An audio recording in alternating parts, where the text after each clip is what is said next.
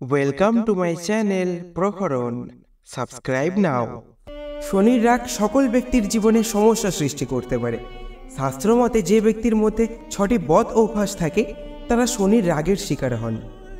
জ্যোতিষশাস্ত্রে শনিদেবকে নিষ্ঠুর গ্রহ মনে করা হয়। তার বক্রদৃষ্টির প্রভাবে ব্যক্তির জীবন কষ্টে ভরে ওঠে। কোষ্ঠীতে শনির প্রভাব নেতিবাচক থাকলে ব্যক্তির জীবনে কষ্ট ভরে যায়, আবার শনি মজবুত হলে ব্যক্তি শুভ ফলাফল লাভ করে। ব্যক্তি নিজের কর্মের জন্য শনির দণ্ডের অধিকারী হন।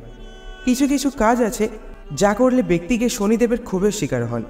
কোন কোন কাজ করলে শনিদেব রেগে যান এবং বক্র দৃষ্টি দিতে পারেন তা জেনে নেওয়া যাক। তাই ভিডিওটা অবশ্যই মনোযোগ দিয়ে শেষ পর্যন্ত দেখতে থাকুন।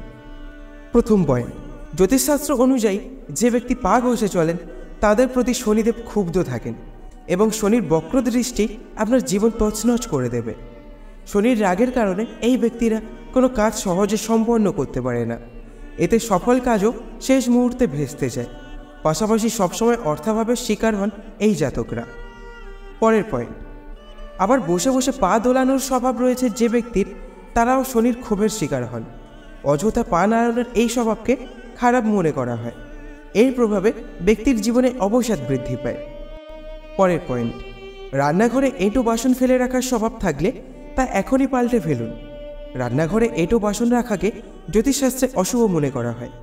এই প্রভাবে বাড়িতে নেতিবাচক শক্তির বাস হয়। আপনার এই স্বভাব শনিদেবকে রাগিয়ে দেবে। এর ফলে একাধিক সমস্যায় জড়াতে পারে আপনার জীবন। পরের পয়েন্ট, শাস্ত্রমতে কোনো ব্যক্তির কাছ থেকে টাকা ঋণ নিয়েছেন তবে ইচ্ছা করে তা ফেরাচ্ছেন না, তাহলে আপনি শনির রোষের শিকার হতে পারেন। এমন ব্যক্তির জীবনে শনি একাধিক সমস্যার সৃষ্টি করে। তাই আপনি কারো কাছ থেকে টাকা ধার নিয়ে থাকলে তা অবশ্যই ফিরিয়ে দিন। সেই টাকা আত্মসাৎ করার চেষ্টা করবেন না।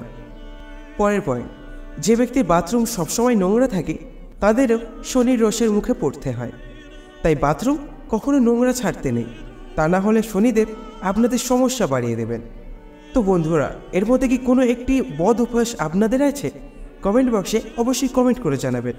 আর ভিডিওটা একটু ভালো লেগে থাকলে লাইক ও সাবস্ক্রাইব করতে ভুলবেন না।